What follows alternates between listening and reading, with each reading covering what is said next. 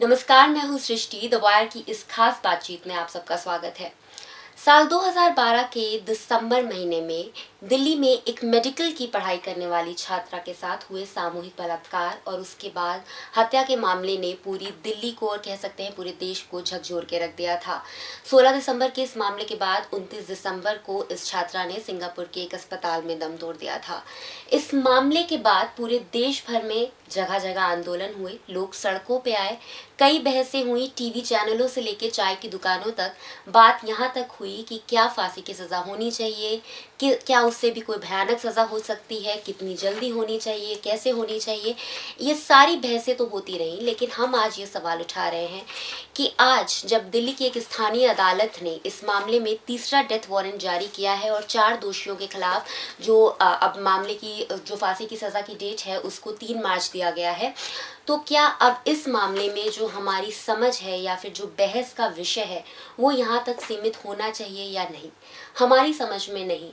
और शायद इसी के लिए हमारे साथ आज बातचीत के लिए एक बहुत खास मेहमान है। कृष्णा मैम, आपका बहुत बहुत स्वागत है। दिल्ली की अंबेडकर विश्वविद्यालय में ये पढ़ाती हैं और साथ ही में international feminist journal of politics की वन ऑफ द एडिटर्स हैं। खास तौर पे महिलाओं के मुद्दे पे, पॉलिटिक्स के मुद्दे पे अलग अलग मंचों पे अपनी बात रखती आई हैं, लिखती आई हैं। आज हम इनसे समझने की कोशिश करेंगे कि ये जो पूरा मामला था साल 2012 से लेकर 2020 तक, इसमें क्या क्या बदलाव हुए हैं। उस समय जब ये घटना हुई थी तो उसके बाद सड़कों पे जो आंदोलन हो रहा था उसका कैरेक्टर कैसा था, टीवी पे जो बहसें हो रही थी या फिर कह सकते हैं अलग अलग तरीके से अलग अलग प्लेटफॉर्म्स में, चाहे अकेडमिक्स हो या फिर मीडिया हो या सड़कें हो, उन्होंने किस तरह से इस मुद्दे को उठाया था। तो कृष्णा मैम, आपका बहुत बहुत स्वागत है। सबसे पहले मैं आपसे ये सवाल करना चाहूँगी कि 2012 का ये मामला आपको याद ही होगा, जब ये घटना हुई 16 दिसंबर को, जिसे पॉपुलरली निर्भया मामला कहा जाता है। बहरहाल उनके माता पिता उस नाम को लेते रहे, उस महिला के नाम को। आप इस मामले को कैसे देखती हैं? उसके बाद जो आंदोलन हुए सड़कों पे, उसका कैरेक्टर कैसा था? अगर आप उसको आज समझने की कोशिश करती हैं 8 साल बाद, तो क्या देखती हैं कि हम इसी दिशा में आ रहे थे या फिर ये आंदोलन किसी और तरीके से भी जा सकता था? थैंक यू सृष्टि, जो आपने प्रश्न उठाए हैं और जिस तरह से आपने इसका इंट्रोडक्शन दिया है इस मुद्दे का, that's very helpful for us to think about it. और ये एक ऐसा मुद्दा है जिस पे काफ़ी गंभीरता से इस पर सोच विचार करना चाहिए और पूरे मामले पर जो घटना हुई, क्यों हुई, इस पर सोच विचार होना चाहिए। जिस तरह से न्याय और अदालतों ने इसको हैंडल किया है, इस पर विचार होना चाहिए। मीडिया ने किस तरह से इसको हैंडल किया, इस पर भी काफ़ी चर्चा हुई है। और जैसे आपने कहा, डेथ पेनल्टी, किस तरह की सज़ा होनी चाहिए, इस पर भी काफ़ी विचार हुआ है। लेकिन अभी आपने जो पॉइंटेड सवाल मुझसे किया है, वो तो खैर 2012 की घटना और उसके बाद जो कुछ हुआ उस पर थोड़ा सा अगर हम पीछे जाएं तो हम देखेंगे कि ये जो लड़की थी, यंग वुमन स्टूडेंट, वो एक कोई पैरामेडिकल कोर्स कर रही थी एंड उनके पेरेंट्स, इट्स वेरी इंटरेस्टिंग सृष्टि, जो उनके फादर हैं वो कुछ लगेज या इस तरह लगेज ट्रांसफ़र का काम शायद एयरपोर्ट में करते थे और करते हैं, और उनकी माता housewife, her mother was a housewife. It's a normal Indian family, but what was very interesting about this family is कि इनके पिताजी ने पढ़ने में तो ये आया है कि अपनी लैंड, जो उनका गांव में जो भी भूमि थी, उसमें से कुछ उन्होंने he sold it so that he could finance his daughter's education. ये बदलते हुए इंडिया का चेहरा है एक्चुअली, जहाँ पर माँ बाप अपनी लड़कियों की शिक्षा का जो महत्व है वो समझते हैं, and they stayed in Delhi so that she could get a good education. तो आप देख सकते हैं that they wanted to invest in her future. और ये जो बदलाव आया है कि लड़कियों का फ्यूचर सिर्फ जैसे पहले माना जाता था कि अगर लड़की पैदा हुई है तो फिर शादी करेगी और बच्चे होंगे, you know the usual. It's very clear that इस लड़की के माता पिता ने अपनी बेटी के लिए कुछ और टाइप के सपने देखे थे। और ये जो कुछ और टाइप के सपने देखे हैं ना Srishti, this is because of the strength of the changes that Indian society has experience. ये अचानक से बदलाव नहीं आते हैं समाज में, धीरे धीरे ही समाज में चेंजेस आते हैं। और ये बहुत इम्पॉर्टेंट है कि ये लड़की पढ़ रही थी और एक नॉर्मल एक्टिविटी जैसे कि अपने दोस्त के साथ फिल्म देखने गई थी। सो I think all of these things actually found a resonance with the youth, with people who live in cities, with people who live in villages, क्योंकि उनमें बहुत ऐसे हैं जो इस लड़की के पिता के जैसे अपना करियर, बेटी का करियर बनाने के लिए आजकल शहरों में आ रहे हैं। आप देखें अगर यूनिवर्सिटीज़ में जो बदलाव आया है स्टूडेंट एनरोलमेंट का, आप देखेंगे that there are students coming from far flung areas, women students, और वो अब शिक्षा का महत्व समझने लगे हैं। Empowerment, they see education as a way of empowerment, as a way of transformation. तो इसको समझना बहुत ज़रूरी है। और इस लड़की के साथ जो कुछ हुआ, that obviously created a huge impact on young people, on sections of the media, on civil society, cutting across caste, community, class and religious lines. तो पहली शुरुआत में तो दिल्ली तक सीमित था। And it's very interesting कि दिल्ली में ही it was not just in one location. Delhi में ही various residents welfare associations, जैसे जहाँ मैं रहती हूँ और अन्य इलाकों में भी जो RWA है, यूजुअली वो इस टाइप के मुद्दे कभी भी हैंडल नहीं करते, but even they had candle light marches, they had protest demonstrations. तो these are very significant things about the movement against it, और बहुत बड़ा मूवमेंट था और स्पॉन्टेनियस था। पॉलिटिकल पार्टीज का रोल शुरुआत में तो था ही नहीं, ना के बराबर आप कह सकते हैं। और बहुत ही क्रिएटिव तरीके से लोगों ने अपना प्रोटेस्ट जाहिर किया, थ्रू थिएटर। माया राव जी का जो द वॉक जो परफॉर्मेंस है वो तो अब बिल्कुल मतलब इतना मशहूर हो गया है दुनिया भर में। क्रिएटिव तरीके से पोइट्री, आर्ट, इन सब चीज़ों का इस्तेमाल किया लोगों ने अपना दुख, अपना गुस्सा, ये सब बयां करने के लिए। एंड सरकार जो थी उस टाइम पे, उन्होंने पहले तो जैसे सरकारें हमेशा करती हैं जब पॉपुलर प्रोटेस्ट होते हैं, पहला तो हर सरकार का रवैया यही होता है, चलो इसको दबा देते, इसको कंट्रोल कर लेते हैं। तो वही सब हुआ, मेट्रो बंद कर दिए, सड़क बंद कर दिए। लेकिन जो लोग थे, नागरिक थे दिल्ली के उस टाइम जैसे आज, they didn't keep quiet. उन्होंने अलग तरीके ढूंढे और पब्लिक प्लेसेस में डेमोन्स्ट्रेशन किया।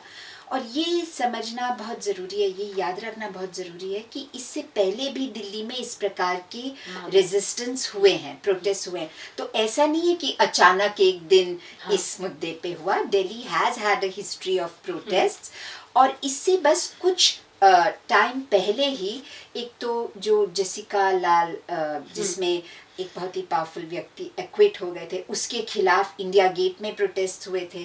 फिर जो इंडिया अगेंस्ट करप्शन था वो रामलीला मैदान में उसके प्रोटेस्ट हुए थे। तो इस तरह से पब्लिक प्लेस में cutting across cast and community lines, ऐसा एक प्रेसिडेंट ऑलरेडी था दिल्ली में। तो जब लोग कहते हैं कि ये बिल्कुल एक विचित्र बात थी, इट्स नॉट, इतना विचित्र भी नहीं है, क्योंकि अगर हम ऐसा कहें तो then we are erasing the history of protest in the city. लेकिन इसमें एक बात बहुत ही मतलब मुझे आकर्षित करता है, और वो ये है कि आम तौर पे जो जब भी प्रोटेस्ट अगेंस्ट रेप हुए हैं या डाउरी डेथ्स हुए हैं, it was always seen as a women's issue. तो सड़कों पे औरतें ही उतरती थी। ये इंस्टेंस है जहाँ पर कि हमने देखा कि मर्द भी और अन्य जेंडर के लोग भी सब लोग एक साथ मिलकर, सो इन दैट सेंस ये एक काफ़ी महत्वपूर्ण टर्निंग पॉइंट रहा। और इसके बाद आपने पूछा क्या बदलाव आए, बदलाव तो खैर बहुत सारे आए हैं। जब हम बातचीत बढ़ाएंगे तो I will get a chance to speak about it. लेकिन एक बहुत इम्पॉर्टेंट बदलाव ये है कि हर स्तर पे, whether it is at the level of the government, universities, public institutions, यहाँ तक कि स्कूलों में भी वायलेंस अगेंस्ट विमेन पर अब बातचीत होने लगी है। बातचीत होने में और सामाजिक परिवर्तन होने में काफ़ी टाइम लगेगा, परिवर्तन धीरे ही हो पाता है, लेकिन हर एक बातचीत बहुत ज़रूरी है। जैसे हमारी ये बातचीत, I put it in that context. पहले सवाल को आपने जिस मोड़ पे छोड़ा वो वायलेंस का सवाल था। अगर हम इसको समझने की कोशिश करें कि व्हाट कंस्टिट्यूट वायलेंस, ये जो वायलेंस है महिलाओं के खिलाफ, इसे हम कैसे समझ सकते हैं, और ख़ास तौर पे जैसे कि 16 दिसंबर की घटना है, उसके बाद क्या आप समझती हैं कि इसकी अंडरस्टैंडिंग में, पॉपुलर अंडरस्टैंडिंग में क्या कोई बदलाव आया है? काफ़ी सारे सवाल कर दिए सृष्टि आपने एक सवाल के अंदर, तो मैं कुछ सवालों का जवाब देने की कोशिश करूँगी। वायलेंस आमतौर पे हम ये समझते हैं कि जब कोई किसी को मारे या यू नो इस तरह का कुछ कोई ग्राफिक सी घटना हो तब वायलेंस है। एक्चुअली देखा जाए तो violence is also of different types, जिसे हम स्ट्रक्चरल वायलेंस कहते हैं, जो कि आर्थिक व्यवस्थाओं की वजह से कुछ लोग जो पीड़ित होते हैं, और यू नो जैसे बेरोजगारी की वजह से या पौष्टिक आहार नहीं मिल रहा किसी को, ये भी सब अगर आप एक बहुत विस्तृत परिभाषा लें वायलेंस की, तो ये सब उसमें शामिल है। मानसिक वायलेंस होता है, साइकोलॉजिकल वायलेंस जिसे कहते हैं। भाषा में जो वायलेंस है सृष्टि, ये तो बहुत ही इम्पोर्टेंट है, और आजकल खासकर इंटरनेट पे आपने देखा ही होगा किस तरह से भाषा का इस्तेमाल किया जा रहा है to make people intimidate people, to make them keep quiet. तो वायलेंस इज नॉट जस्ट अगर आप या मैं अगर हम एक दूसरे पर हाथ उठाएं, वो तो वायलेंस है ही, लेकिन साइकोलॉजिकल है violence, violence financial and economic violence भी होता है, तो अनेक, और सेक्सुअल वायलेंस होता है, तो अनेक प्रकार के और भी बहुत सारे कैटेगरीज हैं, मैं सबके बारे में बात नहीं करना चाहती। तो वायलेंस इज़ वेरी कॉम्प्लेक्स, और वायलेंस में एक जो हमने बाइनरी बना दी है ना, ये विक्टिम है और वो परपेट्रेटर है, ये थोड़ा सा सीमित सा बाइनरी लगता है मुझे, क्योंकि वही समाज है जो परपेट्रेटर को भी क्रिएट कर रहा है, जो विक्टिम को क्रिएट कर रहा है, और परपेट्रेटर कैसे परपेट्रेटर बनते हैं ये समझना बहुत ज़रूरी है। एक तो नज़रिया ये है जहाँ आप कहें कि perpetrator is a you know he is abnormal, और उसका कुछ मानसिक संतुलन ठीक नहीं है, या वो बिल्कुल यू नो मानवीय टाइप से बिहेव नहीं कर रहा है, तो वो तो फिर एक इंडिविजुअल को आप दोषी ठहराते हैं। और एक नजरिया है where you place the perpetrator in a complex web of social and political relationships, and then you say कि because of these reasons, इसका मतलब ये नहीं है कि individual is not responsible, आप, मैं ये नहीं कह रही कि therefore you say that oh वो बेचारा क्या करे because of all these reasons उसने ये, I'm not trying to say that, but हमें ये समझने की ज़रूरत है कि समाज में ही ये सब कुछ हो रहा है। सो देर आर सामाजिक reasons for violence. Instead of thinking of it as a relationship between one victim and one perpetrator, I feel you get a more complex understanding if you see it as part of the social structure. तो ये तो एक मेरा प्रेफेटरी statement है इसके बारे में। अब आपने पूछा वायलेंस अगेंस्ट विमेन, सबसे ज़रूरी as far as I can understand Srishti, ये जो चुप्पी है वायलेंस जो हम सब इस समाज के हैं and the fact is that I want to say this and draw your attention to this violence against women कोई सिर्फ भारतीय प्रॉब्लम नहीं है it's not just in India globally it's a problem and however हर एक देश में अलग अलग तरह से इट मैनिफेस्ट इटसेल्फ उनके सोशियो कल्चरल और पॉलिटिकल और इकोनॉमिक जो स्ट्रक्चर्स हैं that determine the kind of violence women experience however women across the world experience violence ये तो एक फैक्ट है जो हमें एक्सेप्ट करना ही पड़ेगा और जब आप वायलेंस की स्टेटिस्टिक्स देखेंगे तो you will see that perpetrators are more often than not men and victims are very often women sexual violence mein that is not to say that men and trans people are not victims of violence but agar aap statistics dekhein to there are more women who are victims of sexual violence के इर्द गिर्द जो चुप्पी है खासकर हमारे जैसे समाजों में साउथ एशिया में तो खासकर और ये चुप्पी इसलिए है क्योंकि ये एक बहुत अनोखा सा वायलेंस है और अनोखा सा मैं क्या कहूँ इसे क्राइम है जहाँ पे कि शर्मिंदगी महसूस करनी पड़ती है विक्टिम को ना कि परपेट्रेटर को बाकी आप मान लीजिए चोरी हो गई आपके घर में तो आपको शर्मिंदा नहीं होना पड़ता जो चोर पकड़ा जाता है उसको शर्मिंदा होना पड़ता है लेकिन सेक्सुअल वायलेंस में खासकर रेप में बलात्कार में हमारे जैसे समाजों में अन्य समाजों में भी ऐसा है लेकिन साउथ एशिया की बात तो हम कर सकते हैं हमारे यहाँ ये जो इज्जत का कॉन्सेप्ट है तो बलात्कार जब होता है किसी औरत के साथ सेक्सुअल वायलेंस जब होता है तो वो तो उसके खिलाफ तो है ही बट वो उस औरत के परिवार की इज्जत उस औरत की कम्युनिटी की उस औरत के रिलीजन की कास्ट की इन सब चीज़ों पर भी इसे एक तरह से हमले की तरह देखा जाता है सो दैट इस वजह से शायद चुप्पी होती है विमेन आर रिलक्टेंट और एक वजह ये भी है इस चुप्पी की कि आंकड़े हमें बताते हैं कि सेक्सुअल वायलेंस खासकर रेप ज़्यादातर परिचित लोग परपेट्रेटर्स होते हैं ये जो हम सोचते हैं कि अगर आप अंधेर गली में जाएं कभी रात को वहाँ पे कोई छुपा हुआ होगा जो रेपिस्ट होगा ऐसे रेप से ज़्यादा आंकड़े हमें ये दिखाते हैं कि घर वाले पड़ोसी ट्यूशन टीचर दुकानदार जिसके पास आप डेली जाते हो ऐसे लोग So statistics are showing us कि nearly 90% of cases the perpetrator is somebody known to the woman.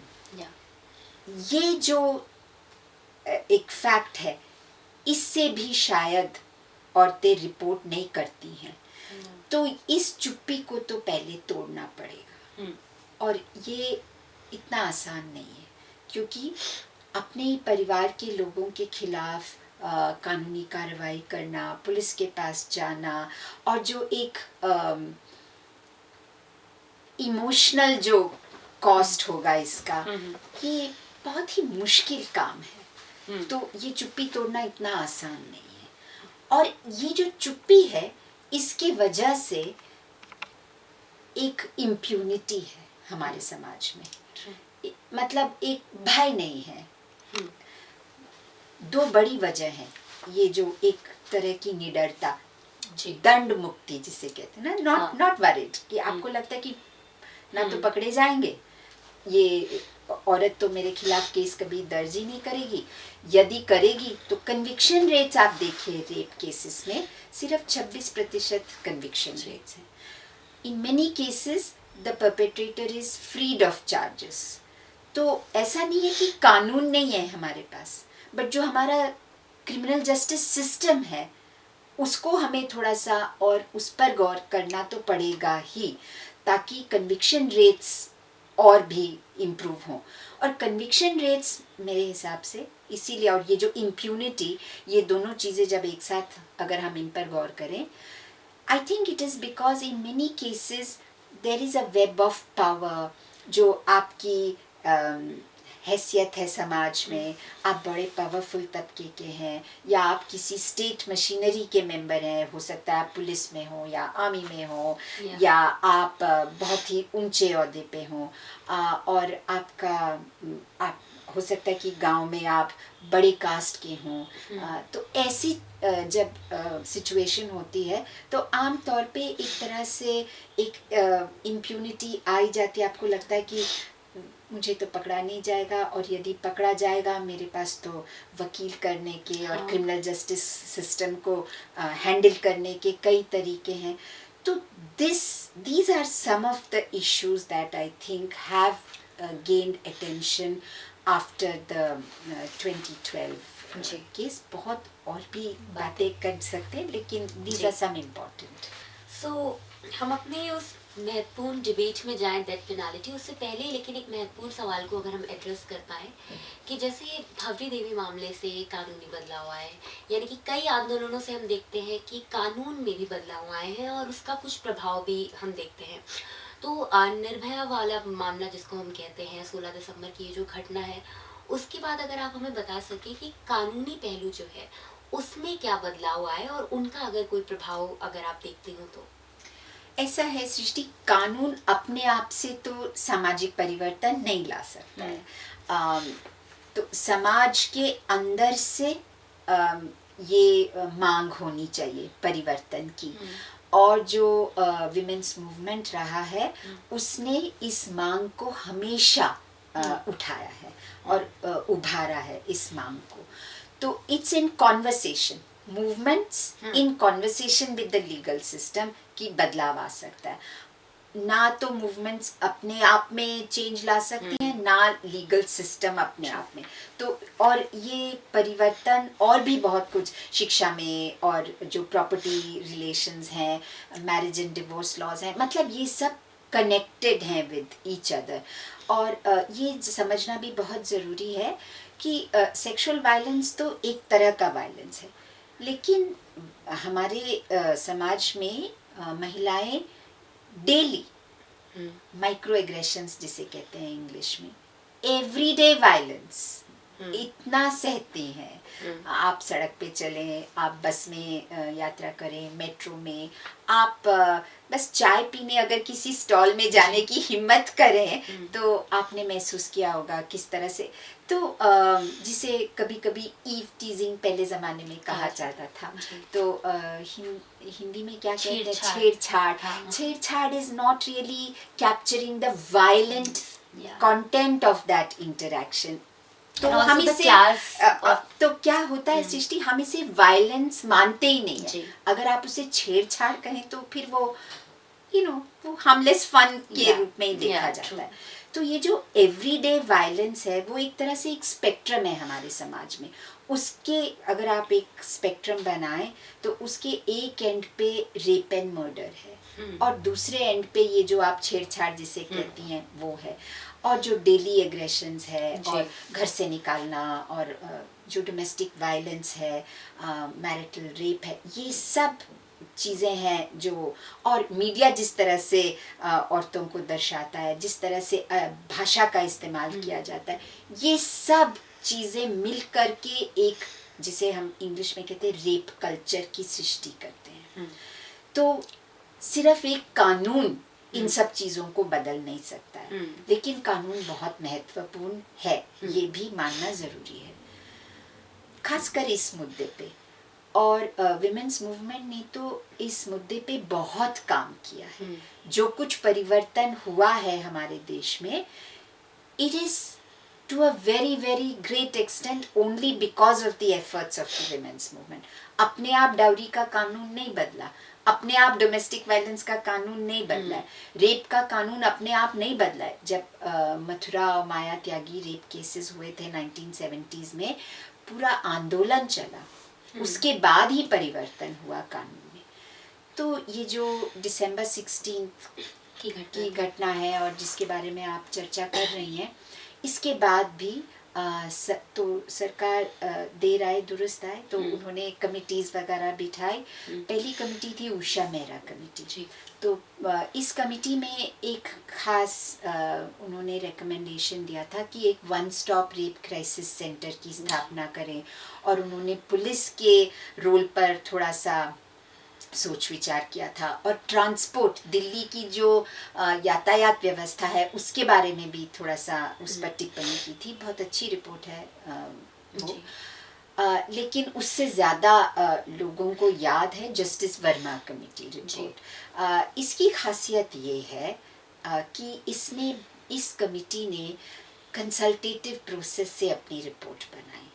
बहुत से संस्थाएं, civil society organisation, scholars, writers, academics, journalist और जो कार्यकर्ता हैं, जो ग्रास रूट्स लेवल पे काम करते हैं, उन लोगों ने सुझाव दिए।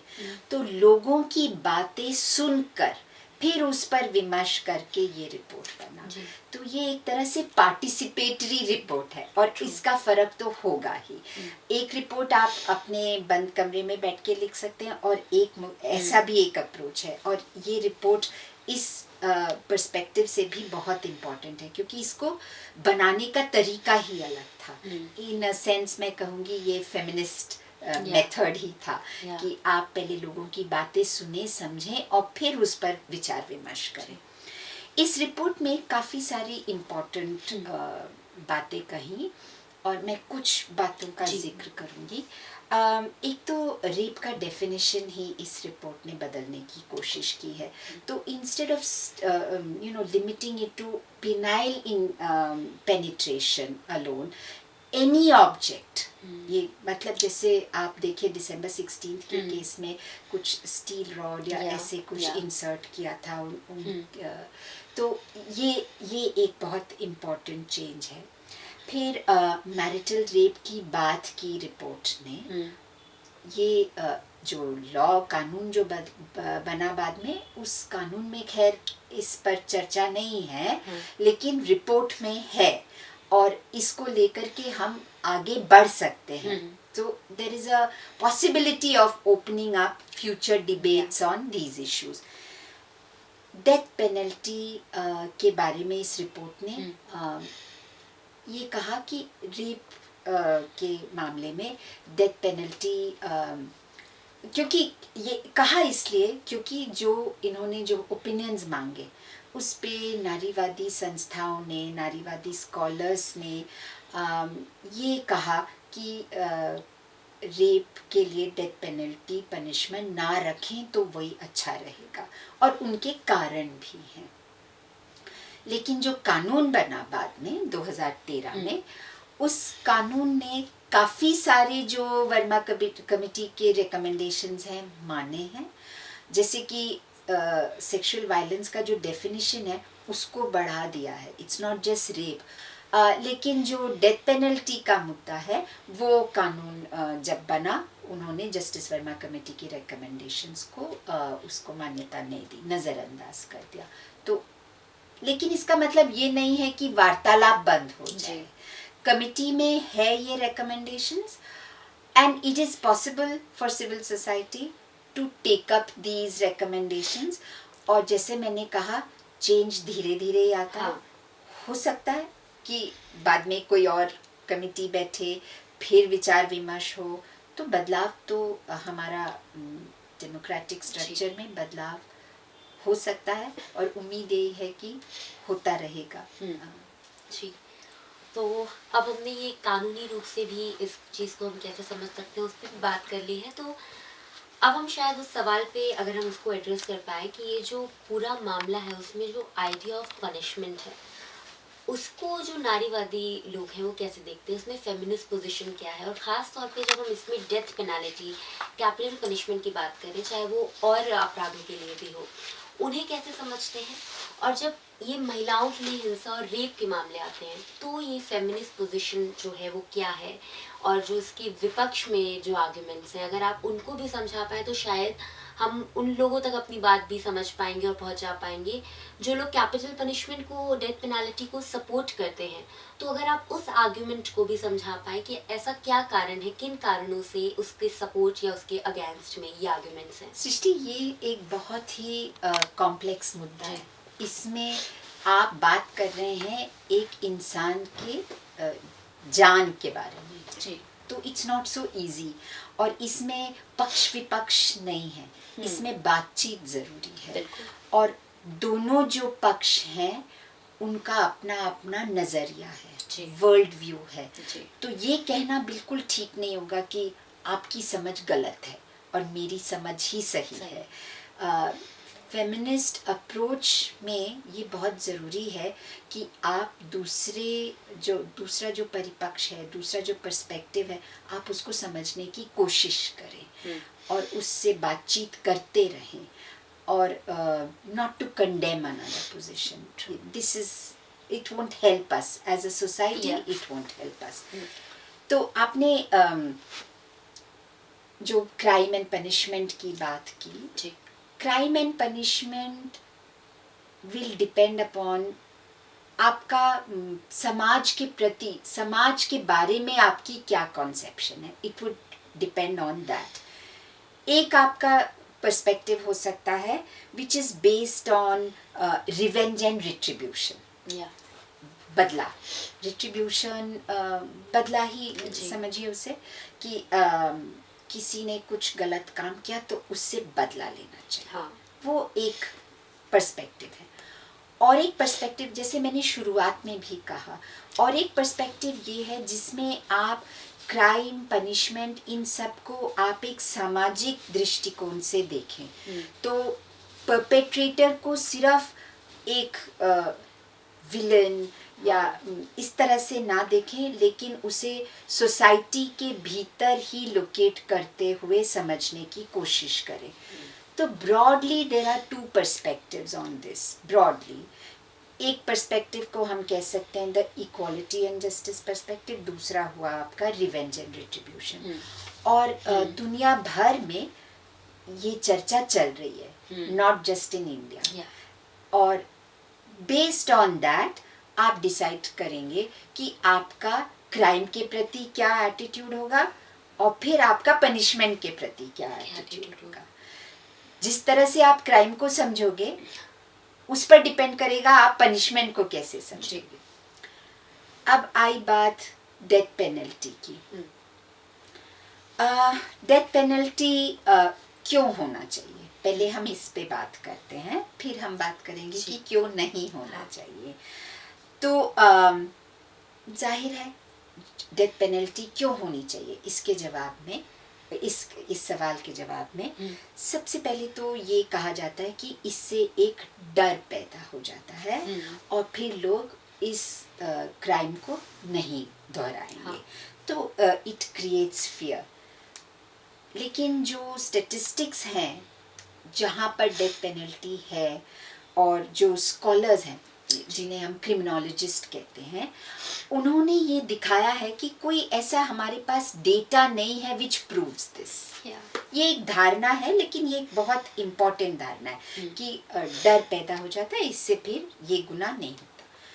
फिर एक और एक आर्ग्यूमेंट ये है कि इससे क्राइम रुक जाते हैं, क्योंकि जो क्रिमिनल है उसको आपने एलिमिनेट कर दिया, तो फिर अब डर की बात नहीं है। इसमें ये जो तरीका है समझने का, उसमें आप क्राइम करने वाले पर ही पूरा अपना ध्यान केंद्रित कर रहे हैं। आप ये नहीं देख रहे कि एक पूरा स्ट्रक्चर है जिसके अंदर ये क्राइम हो रहा है। तो आपने एक व्यक्ति को तो निकाल दिया, लेकिन क्या आपने उस स्ट्रक्चर को चेंज किया जिसमें से कि ये व्यक्ति पैदा हुआ और ये व्यक्ति got influence to commit such a crime. तो सेकेंड रीजन तो ये है कि इट प्रिवेंट्स क्राइम। तीसरा ये माना जाता है कि साइकोलॉजिकली जो विक्टिम का परिवार है, जिनके परिवार वालों को और विक्टिम को खुद को एक मानसिक शांति मिलती है। हाँ। और एक इट्स लाइक अ बाम, हम्म, ये भी एक बहुत बड़ा कारण है for continuing with death penalty in all instances and also for rape. जो और अगर आप देखें जो UN नेशंस हैं, यूनाइटेड नेशंस में 195 ऑड नेशंस, इसमें से करीब 53 कंट्रीज में अभी भी डेथ पेनल्टी है।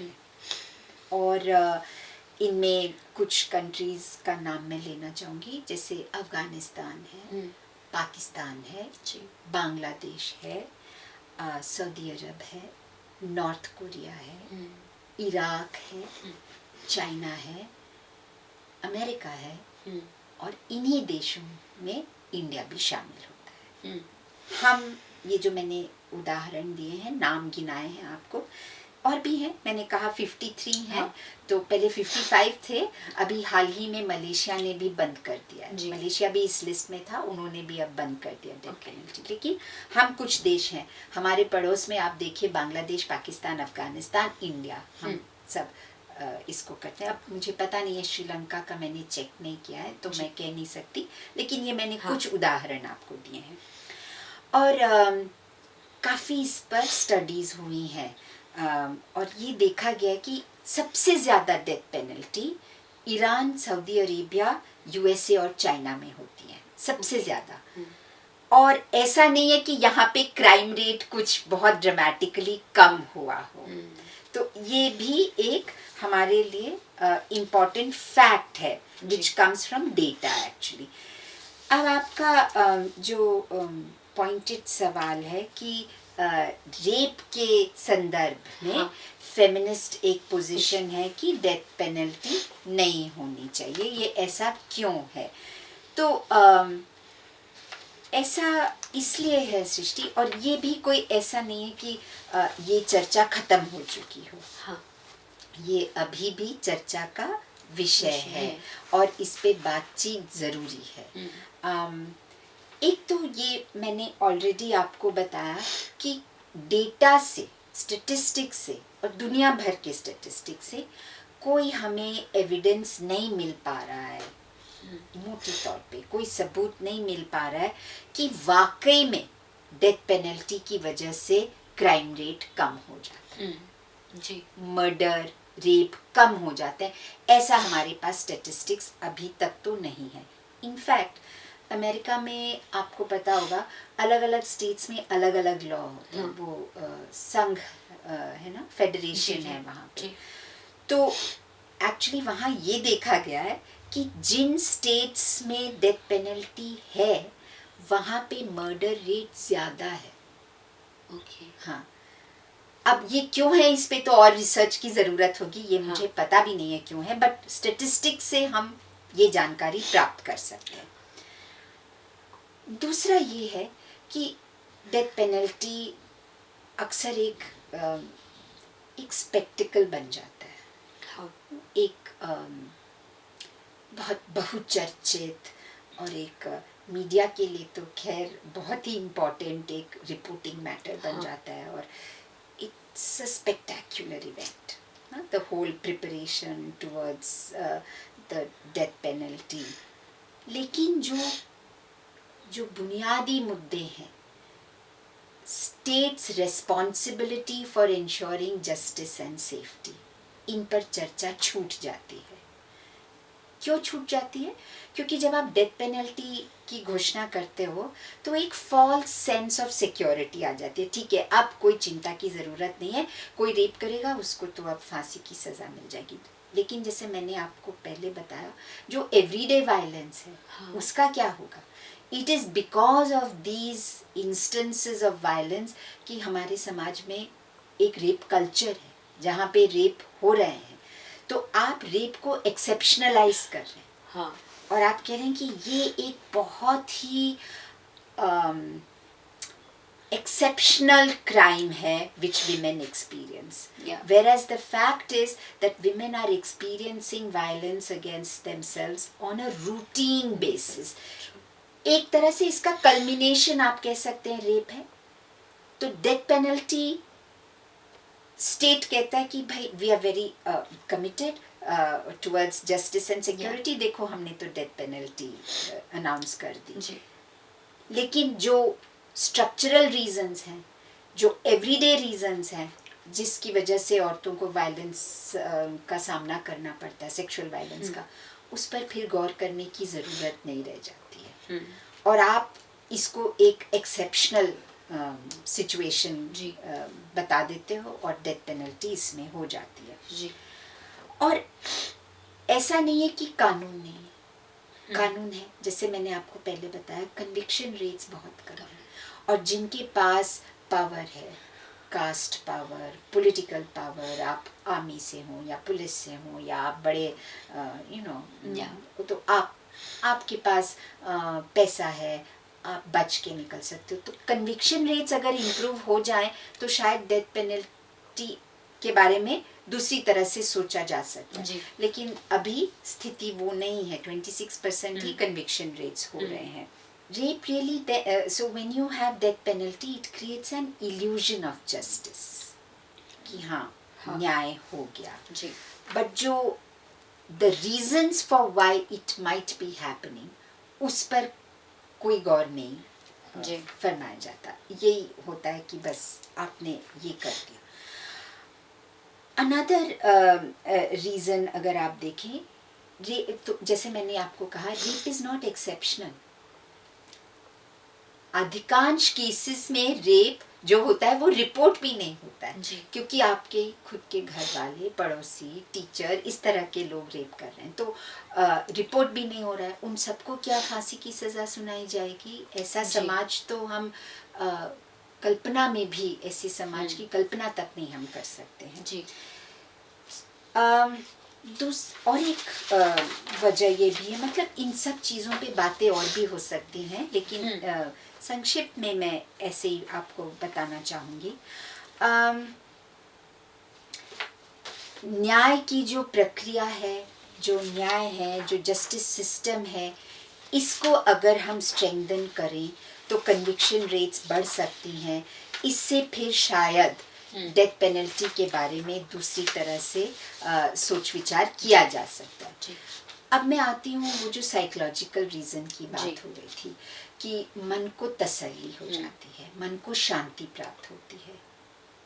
उस परिवार का दर्द समझना बहुत मुश्किल है जिस परिवार में ऐसी कोई घटना हुई हो, और हमारा और आपका और सबका really, I mean, it's so terrible to think about this, and you wouldn't want to wish it upon anyone. Having said that, और वो दर्द हम समझ भी सकते हैं। We are all women and we are part of this society. We understand that. However, there are many psychological studies which are showing us कि ज़रूरी नहीं है कि डेथ पेनल्टी से मन को शांति मिले। वो ये स्टडीज़ ने ये दिखाया है कि एक्चुअली जब आपको ये एहसास हो कि कोई और परिवार, क्योंकि उनके परिवार का कोई सदस्य अब नहीं रहा, जो उनकी सफरिंग है, you would have to bear constant witness to the suffering of another family. It may actually not bring you the kind of solace that you were hoping the death penalty would bring you. Yeah. America में very interestingly Srishti, जहाँ पर death penalty is मतलब it is part of the justice system, वहाँ पे families, there is now an organisation of families of victims who strongly oppose the death penalty because of this reason. क्योंकि ये जो हम समझ रहे हैं अब कि शांति मिलेगी, सुकून मिलेगा, actually it's not happening. उनको बहुत ज़्यादा तकलीफ हो रही है to see the other family suffer. ये बहुत ही मतलब कॉम्प्लेक्स साइकोलॉजिकल एक सिचुएशन है। इस पर हम हाँ या ना का जवाब नहीं दे सकते हैं। और जैसा मैंने कहा, it would all depend upon आप आपकी जो कल्पना है समाज के बारे में, जो आपके विचार हैं, how do you see crime?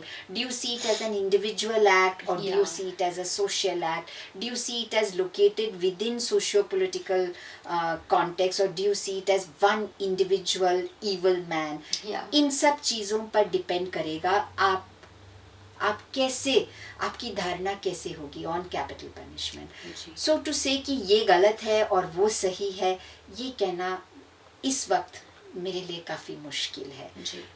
अगर आप मेरी खुद की राय पूछें तो I would feel that eventually we would have to move towards a more complex understanding of crime and punishment. That is what would create a more humane society. क्योंकि हर एक, जब किसी को फांसी की सज़ा सुना दी जाती है और फांसी हो जाती है, डेथ पेनल्टी हो जाती है, इट डज ब्रूटलाइज द समाज, यू नो. सोसाइटी को ब्रूटलाइज ज़रूर करता है. कुछ देशों में तो पब्लिक स्टोनिंग और ये सब भी होता है. बट दैट इज़ बिकॉज उनकी जो धारणा है of crime, depending on that is the punishment. तो जब तक हम इसको ना दूसरे सिरे से इस पर बात ना करें, इसके बारे में ना सोचें, आई थिंक फ़िलहाल सिर्फ बातचीत ही एक तरीका है और इसकी कॉम्प्लेक्सिटी को समझना बहुत ज़रूरी है. And because of the December 12th case इस मुद्दे पर इतनी बातचीत हो रही है, तो ये एक बहुत अच्छी शुरुआत है. इतना ही मैं कहना चाहूँगी. बहुत बहुत शुक्रिया आपका. 16 दिसंबर के मामले को केंद्र में रखते हुए आपने बहुत सारे पहलुओं पे जो है हमें अपनी जानकारी दी है, कि चाहे उसके जो कानूनी पक्ष हो या जो आंदोलन का कैरेक्टर हो, या फिर ये जो एक सेंटर बना हुआ है कि क्या डेथ पेनाल्टी है वो जस्टिस है या नहीं, उस पर आपने बहुत अलग अलग नुआंसेस दिए और उसके लिए हम आपके बहुत शुक्रगुजार हैं. और दर्शकों से भी हम कहेंगे कि जैसा कि अंत हमने इस बातचीत का किया कि बातचीत ही एक ज़रिया है जिसके ज़रिए हम इसको आगे बढ़ा सकते हैं. तो आप भी अपने इस कमेंट सेक्शन में अपने नज़रिए ज़रूर लिखिए और हम तक पहुंचाएं. इसी के साथ मैं सृष्टि. द वायर के और वीडियोस देखने के लिए सब्सक्राइब करें और बेल आइकन पर क्लिक करें. स्वतंत्र पत्रकारिता की आर्थिक मदद करने के लिए डिस्क्रिप्शन में दिए गए लिंक पर जाएं और अपनी राशि चुनें.